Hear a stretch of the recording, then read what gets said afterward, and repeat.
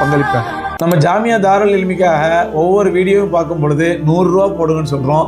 100 ரூபாங்கிறது உங்களுக்கு ஒரு பெரிய தொகையே கிடையாது. ஏன்னா 4 நண்பர்கள் சேர்ந்து நம்ம ஒரு டீ குடித்தா காஃபி குடித்தா 100 ரூபா ஆகிடும். அதனால் ஒவ்வொரு பயானை பார்க்கும்போது 100 ரூபா போடுங்க.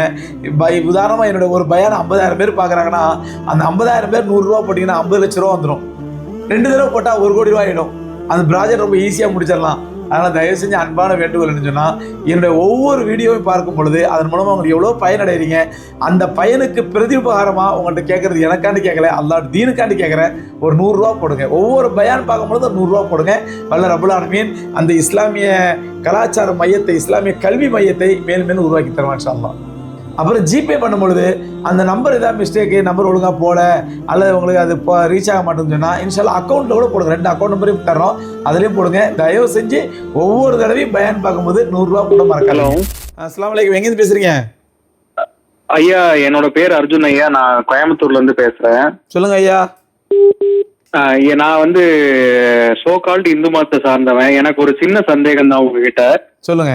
இப்போ இந்து மதத்துல வந்து தியானம் அப்படிங்கிற ஒரு விஷயம், அதாவது மெடிடேஷன் அப்படின்னு சம்பந்தப்பட்ட ஒரு விஷயம் இருக்குங்க ஐயா. ஆமா.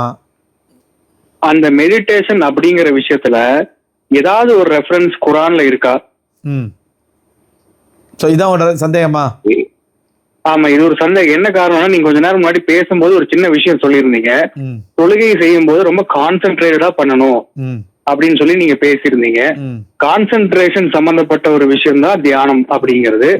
இப்ப தியானம் அப்படிங்கிற விஷயத்துக்கும் இப்போ உங்களுடைய இஸ்லாமிய சமுதாயத்துக்கு ஏதாவது ஒரு சின்ன தொடர்பு இருக்கா? சொல்றேன். அப்படி யாராவது ஒரு அதாவது இப்ப சொல்லுங்க. இந்த நேரத்துல 11 மணிக்கு இரவுல ஒரு முஸ்லீம் அல்லாத சகோதரர் நம்ம நிகழ்ச்சியை பார்த்து அது கேள்வி கேட்டது ரொம்ப சந்தோஷம். அவருக்கு அல்லாஹ் ரப்புல் ஆலமீன் நேர்வழி ஹிதாயத்தை கொடுப்பானாக. சகோதரர் பார்க்குறவங்க அவர் அந்த சகோதரருக்காண்டி துவா செய்யுங்க. அர்ஜுனனுங்கிற சகோதரர் கேட்டிருக்காங்க, ஒருத்தாண்டி துவா செய்யுங்க. அல்லாஹ் அவங்களுக்கு மேலும் நேர்வழியும் நல்ல ஹிதாயத்தை கொடுக்கறதுக்காண்டி. அவங்க கேட்குறாங்க, தியானம்னு ஒன்று இருக்குது, மெடிடேஷன் ஒன்று, இஸ்லாத்தில் அப்படி எது இருக்குதான்னு கேட்குறாங்க. நான் அதை தான் சொல்ல வந்து அதுக்குள்ளே அவரே சொல்லிட்டாரு, நீங்கள் தொழுகையில் வந்து கான்சன்ட்ரேஷனை பற்றி பேசுனீங்க அப்படின்னு சொன்னீங்கிறாரு. அதைத்தான் நானும் சொல்ல வந்தேன். தொழுகையே பெரிய தியானம் தான். 5 வேளை தொழுகை என்பது ஒரு பெரிய தியானம். நல்லா புரிஞ்சுங்க. தியானம்ங்கிறது மற்ற மதங்கள் என்ன சொல்லுங்கன்னா, அந்த மதங்கள் அத்தன்டிகேஷன் ஆதாரத்தோட இந்த தியானத்தை இத்தனை மணிக்கு செய்யணும், இத்தனை தடவை செய்யணும், இப்படி செய்யணும் அப்படின்னு சொல்லி எந்த மதத்துலையும் அத்தன்டிகேஷனாக இல்லை. ஆனால் ஒன்று மட்டும் எல்லா மதங்களும் சொல்லுது, மனிதன் ஒரு குறிப்பிட்ட நேரத்துக்கு அவனை கட்டுப்படுத்தி அவனை கண்ட்ரோல் பண்ணி ஒரு மனதை ஒருநிலைப்படுத்தி அவனை தன்னுடைய இறைவனை நினைக்க வேண்டியது அவசியம்னு சொல்லி எல்லா மதங்களும் போகிற போகல பொதுவாக சொல்லிட்டு போயிட்டாங்க. ஆனால் இஸ்லாம் மட்டும்தான், அல்லாஹ்வுடைய இஸ்லாம் மட்டும்தான் ஒரு தியானத்தை ஒரு தியானத்தை முறைப்படுத்தி ஒரு மெடிடேஷனை முறைப்படுத்தி ஒரு நாளைக்கு 5 தடவை செய்யணும். 5 தடவை சும்மா இல்லை, ஒரு 5 தடவை உங்கள் கை கால்களை கழுவணும், முகத்தை கழுவணும். நல்லா புரிஞ்சுக்கங்க. 5 தடவை ஒரு நாளைக்கு 5 தடவை தண்ணியால் கழுவி, முகத்தால் கழுவி, வாய் கொப்பளிச்சு, மூக்கு சிந்தி, கை காலில் கழுவும் பொழுது அவனுக்கு எந்த விதமான கொரோனா நோயும் தாக்குமா, எந்த விதமான கிருமியும் தாக்குமா? அப்போ ஆரோக்கிய ரீதியாக 1400 வருஷங்களுக்கு முன்னாடி கொரோனா, கிருமி, வைரஸ் இந்த மாதிரி பேச்சுகளெல்லாம் வருவதற்கு முன்பாகவே 1400 வருடங்களுக்கு முன்பாகவே இஸ்லாம் பெருமானா ஸல்லல்லாஹு அலைஹி வஸல்லம் அவர்கள் மூலமாக சொல்லித் தருது. அப்படின்னு சொன்னால் 5 வேளை முகத்தை கழுவுங்க, 5 தடவை வாய் கொப்பளிங்க, 5 தடவை மூக்க சிந்துங்க, 5 தடவை கைகளை கழுவுங்க, 5 தடவை காலை கழுவுங்க அப்படின்டா. அல்லாஹ் அக்பர். இதை விட ஒரு சுத்தம் என்னங்க இருக்க முடியும்? இவர் எந்த மதத்தில் ஒரு நாளைக்கு 5 தடவை குளிக்க சொல்கிறாங்க, 5 தடவை இந்த மாதிரி கை காலை கழுவ சொல்கிறாங்க? எந்த மதமே வந்து அப்படி சொல்கிறது இல்லை. குளிங்கன்னு சொல்லுவாங்க, அது ஒரு ரெகுலராக குளிக்கிறது கடமையாக்க மாட்டாங்க, குளிச்சா குளிக்காத போன்னு சொல்லுவாங்க. ஆனால் இஸ்லாம் மட்டும்தான் ஒரு நாளைக்கு 5 தடவை கை காலில் கழுவ சொல்கிறது. ஏன்? சுத்தத்திற்காக. அப்புறம் அதுக்கப்புறம் கை காலெல்லாம் சுத்தம் பண்ணி நல்ல ரெஃப்ரெஷ் ஆன பிறகு அதுக்கப்புறம் பள்ளிவாசலுக்குள்ளவா அங்கே ஒரு மெடிடேஷன் செய்யி. அந்த மெடிடேஷன் எப்படி இருக்கணும்? முழுக்க இறைவனுடைய தியானத்தோடு இருக்கணும். வெறும் உட்கார்ந்து மட்டுமல்ல, குனிஞ்ச நிலையிலே, உட்கார்ந்த நிலையிலே, சிரம் பணிந்த நிலையிலே, எல்லா நிலையில் நின்ற நிலையில், எல்லா நிலையிலும் இறைவனை ஒரு முகத்தோடு தொழுவு அப்படின்னு சொல்கிற மார்க்கம் இஸ்லாம். அதனால் இந்த மெடிடேஷனுங்கிறது வந்து மற்ற மதங்கள் பொத்தாமதோ சொல்லிட்டு போயிடுவாங்க. ஏன்னா மெடிடேஷன் மனிதனுக்கு ரொம்ப அவசியம், தியானம்ங்கிறது மனிதனுக்கு ரொம்ப அவசியம். இதை தெரிஞ்சுக்கிட்டு ஆமாம் மெடிடேஷன் செய்யுங்க, தியானம் பண்ணுங்க. அந்த தியானத்தை எப்படி செய்யணும், என்று வரையறுத்து முறைப்படுத்தி அழகான தியானமாக இருக்க வேண்டும் அப்படின்னு சொல்றது இஸ்லாம் மட்டும்தான். அதனால தான் பெருமானார் ஸல்லல்லாஹு அலைஹி வஸல்லம் அவர்கள்ட்ட அவங்களோட தோழர்கள் வந்து கேட்டாங்க, எங்களோட தொழுகை எப்படி இருக்கணும்னு சொல்லி. அப்போ நபிகள் நாயகம் சொல்லி கொடுத்தாங்க, வஅபுத் ரப்பக கஅன்னக தரா, வாபுது ரப்பக்க கண்ணக்க தரா, நீ இறைவனை எப்படி வணங்க வேண்டும் என்றால் உன்னுடைய இறைவன் முன்னாடி நிற்கிறான், நீ அவனை பார்ப்பதை போன்று நினைத்துக் கொண்டு தொழ வேண்டும்.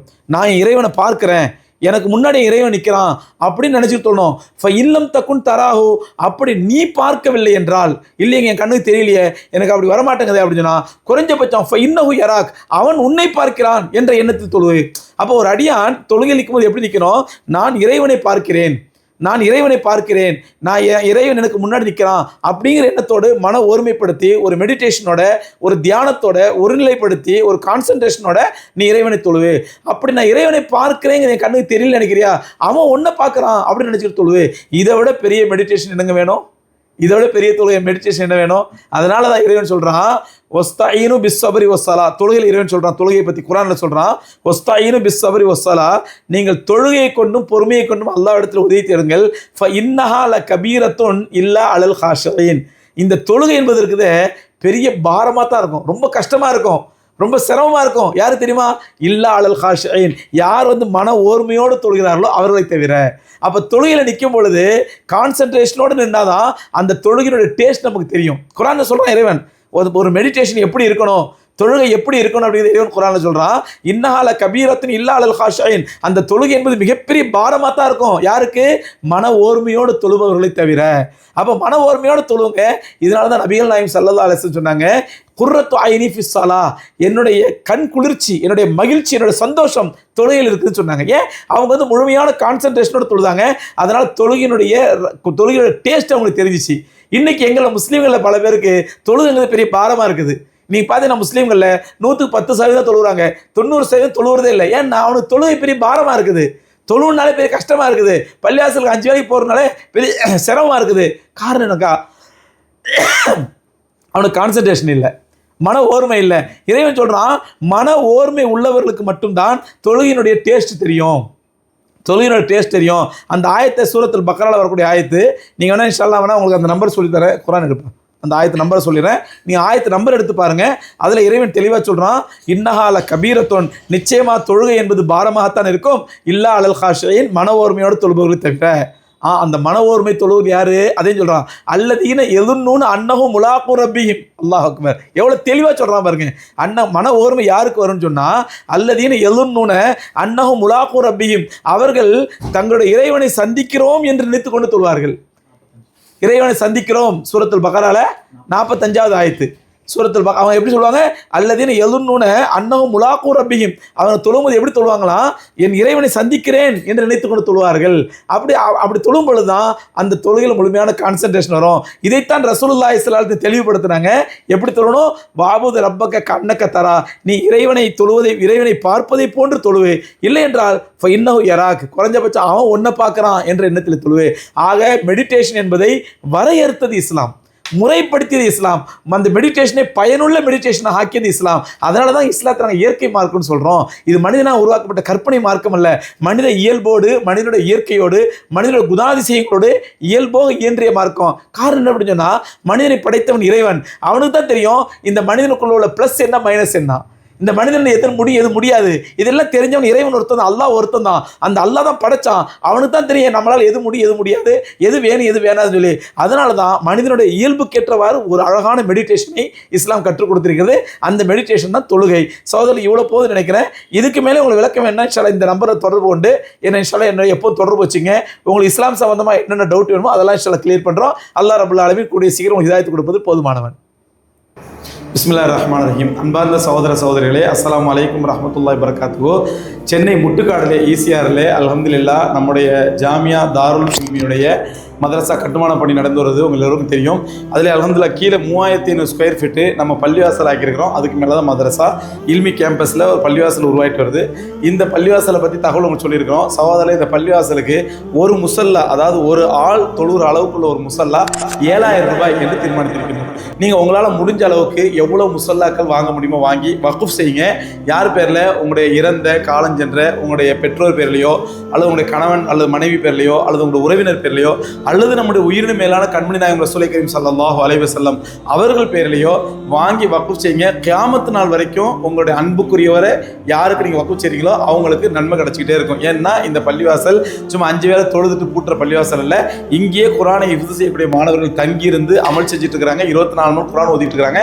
இந்த நன்மை கியாமத் நாள் வரையும் உங்களுடைய அன்புக்குரியவர் கிடைச்சிக்கிட்டே இருக்கிறோம். ஒரு முசல்லாவின் விலை வெறும் 7000 ரூபாய் தான். சகோதரர் எவ்வளோ முசல்லாக்கள் முடியுமோ அவ்வளோ முசல்லாக்கள் வாங்கி வக்ஃப் செய்யுங்க. குறிப்பாக இந்த ரமதான் மாசத்துல அதிகமான முறையில் தான தர்மம் செய்யுங்க, சதகா செய்யுங்க. வல்ல ரப்பல் ஆலமீன் நம்ம எல்லோருக்கும் அருள் புரிய போதுமானவன். கீழ்கண்ட எண்ணுக்கு தொடர்பு கொள்ளுங்க. இன்ஷா அல்லாஹ் உங்களுடைய சதகாக்களை தர்மங்களை கொடுங்க. ஜக்காத்தா இருந்தால் ஜக்காத்தையும் கொடுங்க. அப்போ அடுத்த தலைமுறையை படித்த தலைமுறையாக உருவாக்கக்கூடிய இந்த கல்வி பணிக்கு உங்களுடைய ஜக்காத்தை கொடுங்க, அல்லது ஒரு முசல்லாவுடைய விலையை கொடுங்க. வல்ல ரப்பல் ஆலமீன் நம்ம எல்லோருக்கும் அருள் செய்வதற்கு போதுமானவன்.